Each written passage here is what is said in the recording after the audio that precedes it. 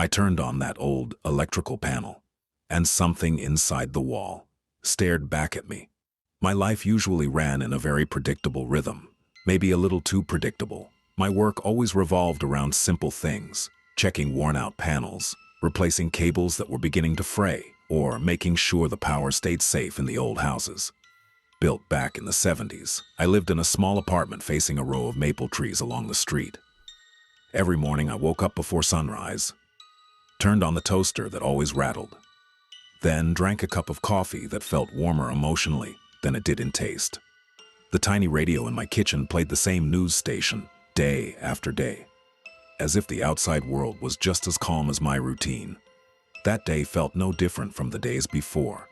Quiet enough, controlled enough, with no sign whatsoever that my routine was only moments away from shattering. I had no idea that my assignment that afternoon, in an old house that was nearly empty, would become the beginning of something that made me question logic, instinct, and even the sense of safety I'd clung to all my life. And once that realization dug itself into my mind, the cramped space around the panel felt tighter, as if the air itself was holding its breath with me. I forced myself to step back a half step.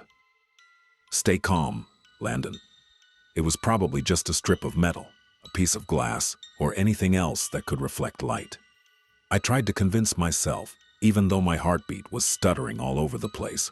But as an electrician, I had one professional obligation: stabilize a dangerous panel.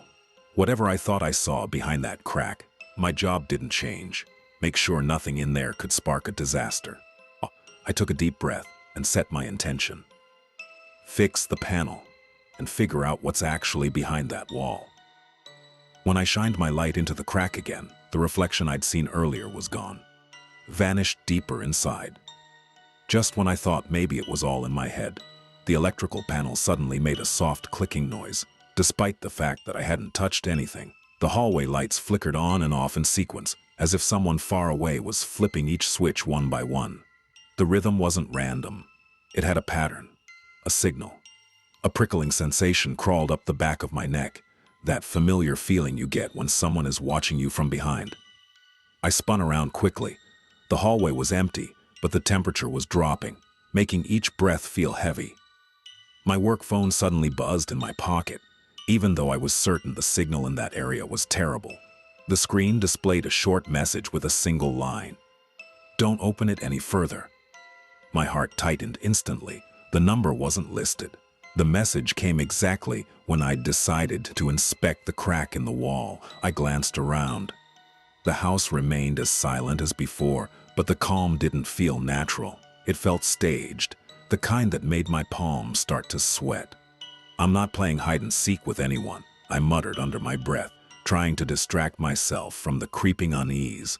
"I'm just trying to make this panel safe." I steadied my stance, pulled on my work gloves, and began inspecting the outer wires.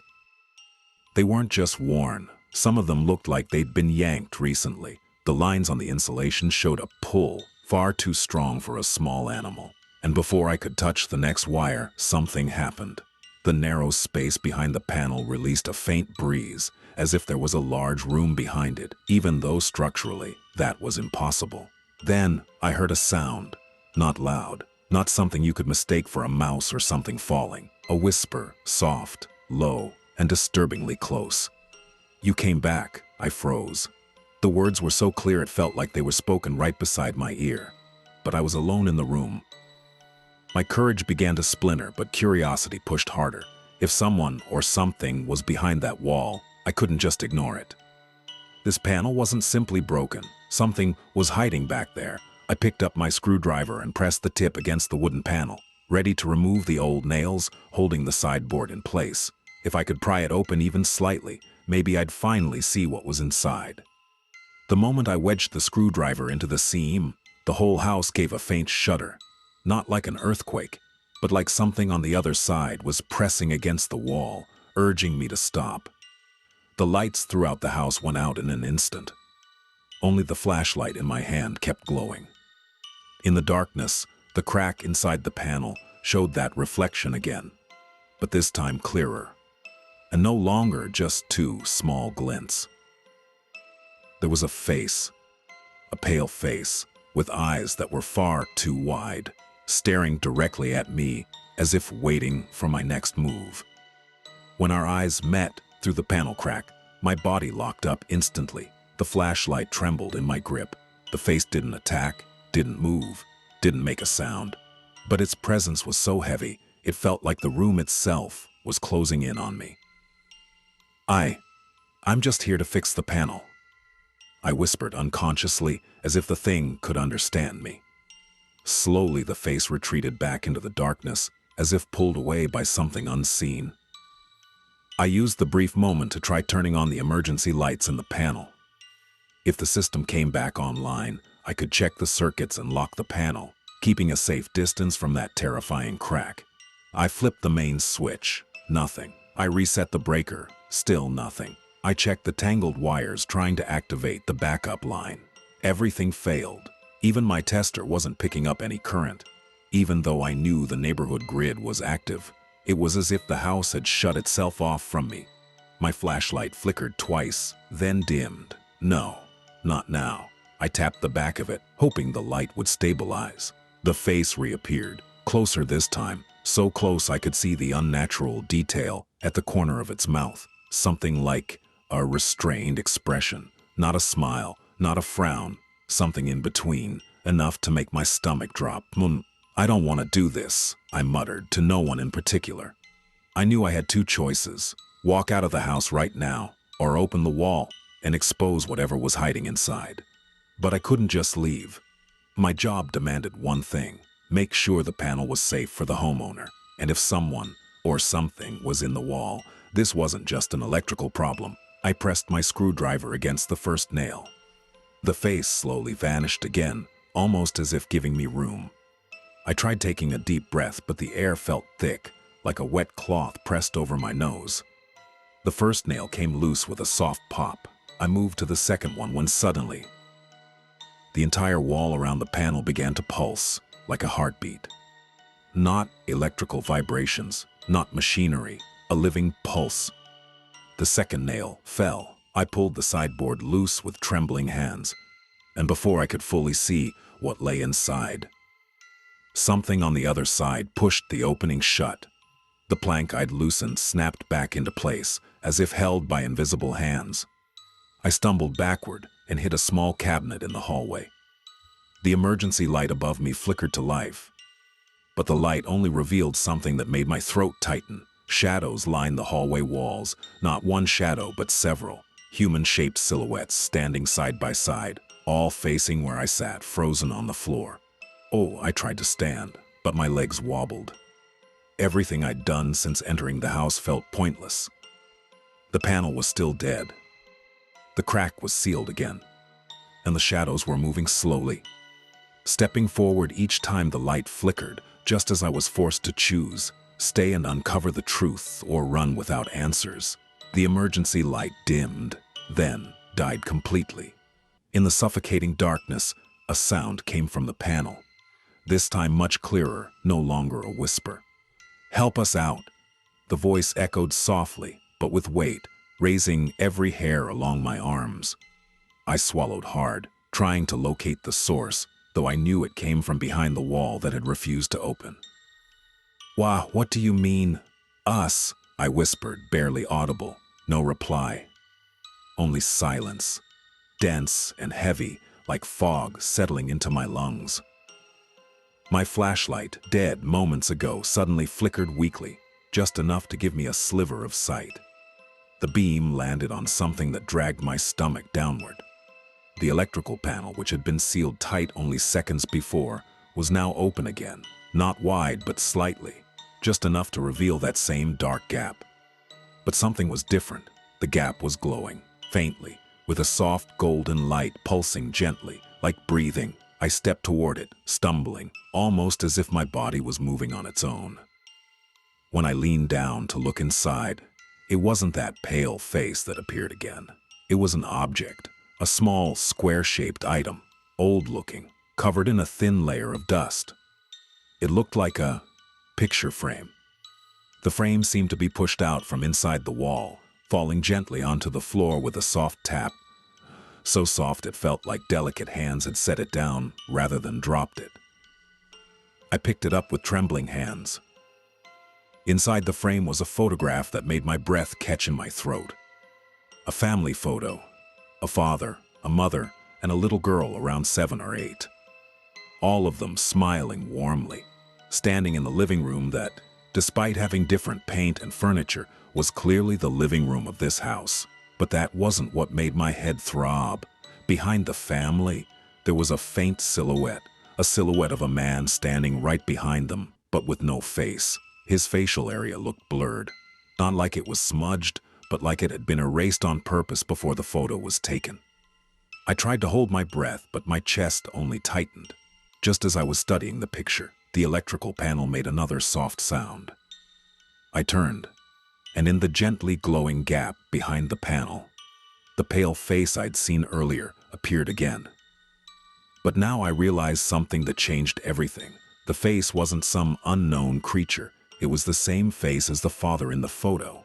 Not a ghost, not a stray shadow, but a faint reflection of someone who had once lived in this house. I stumbled backward.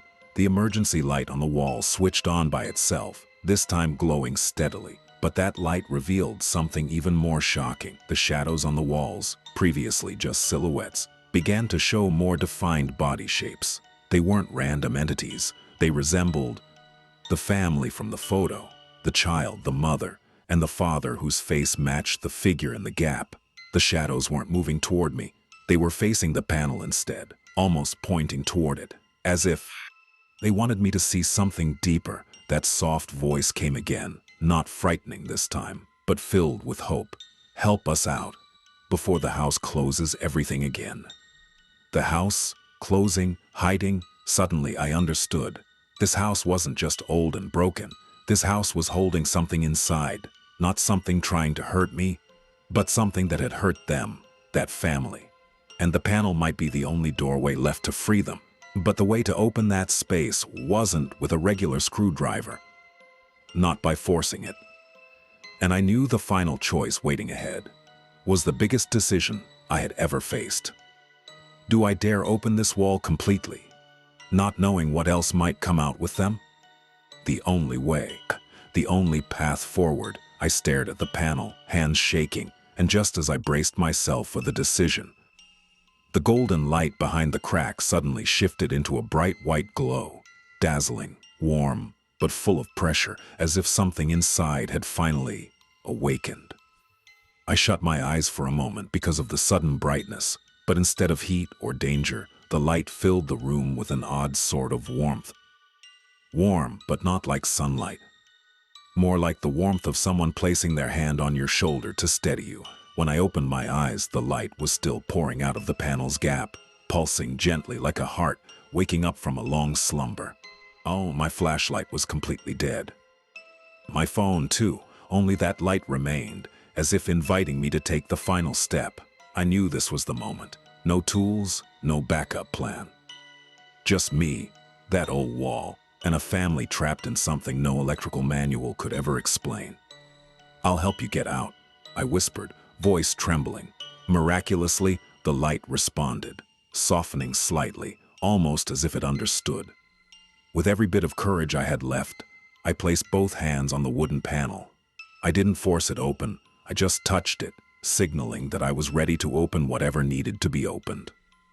The board vibrated gently. Then, without me pushing or pulling, it moved on its own.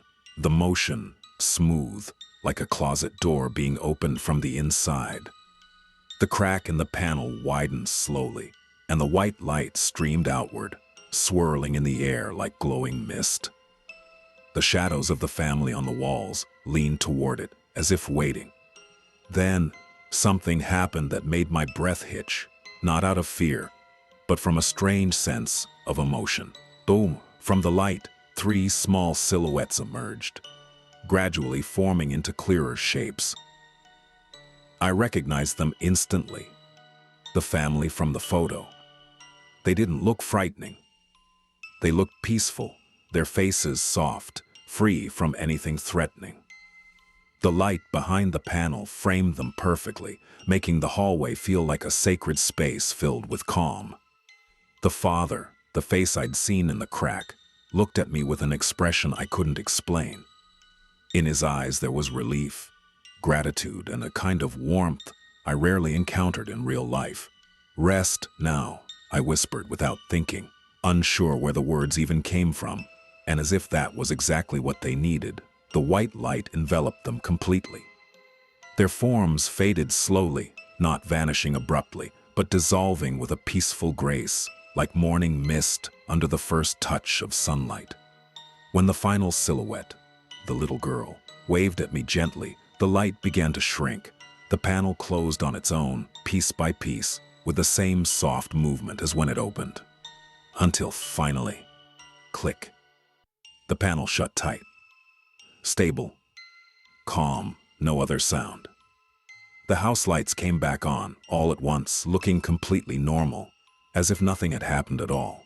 I closed my eyes for a moment, took a deep breath, and felt something I had never felt during any job, a profound sense of calm. The house no longer felt like it was holding its breath. The house felt relieved. Conclusion and the lesson from the entire story. That night, I walked out of the house on Ridgewell Street number 14 with steps I'll never forget. Not because I was scared, quite the opposite. The house felt so much lighter, as if it had finally released its last secret. I never found out what actually happened to the family in the photo. There were no reports, no records explaining what they went through. But I knew one thing with absolute certainty. Sometimes what looks frightening isn't a threat at all. Sometimes the most mysterious things we encounter just need someone willing to listen and open the way out. Since that night, every time I turn on an old electrical panel in anyone's home, I always remember that gentle light and the family that finally found peace. And deep down, I know sometimes an electrician's job isn't just fixing wires, but helping release the peace that's been trapped where it never should have been.